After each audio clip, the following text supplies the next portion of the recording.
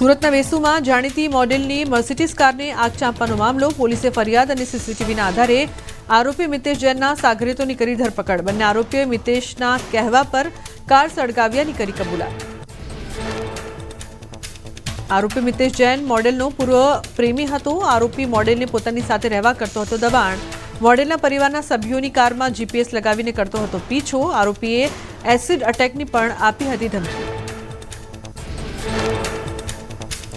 મોડેલે આરોપી વિરુદ્ધ અગાઉ દુષ્કર્મની નોંધાવી છે ફરિયાદ. યુપીમાં આરોપીએ મોડેલની કાર પર પથ્થરમારો અને પ્રસંગમાં ફાયરિંગ કર્યાનો છે આરોપ. અલથાણ અને વેસુ પોલીસે મોડેલની ફરિયાદના આધારે હાથ ધરી તપાસ. સુરતમાં મોડેલની કાર સળગાવવા મામલે મુખ્ય આરોપી મિતેશ જૈનની ધરપકડ. કારમાં આગ ચાંપનાર 2 આરોપીની થઈ ચૂકી છે ધરપકડ. મોડેલના પૂર્વ પ્રેમી મિતેશના કહેવા પર આરોપીઓએ ચાંપી હતી આગ. અરવલ્લી જિલ્લામાં શંકાસ્પદ ઘીનો મોટો જથ્થો ઝડપાયો. ભિલોડાની અસાલ જીઆઈડીસીમાં બાપાશ્રી નામની પેઢીમાં દરોડા. 4039 કિલો ઘી અને 397 કિલો બટરનો જથ્થો જપ્ત કરાયો. કુલ 23.93 લાખનો મુદ્દામાલ જપ્ત કરાયો.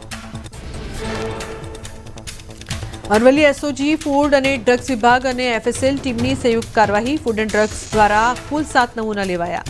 નમૂના તપાસ માટે ગુજરાત રાજ્યની ફૂડ લેબોરેટરીમાં મોકલાયા. નમૂનાના પરિણામોના આધારે આગળની કાર્યવાહી હાથ ધરાશે.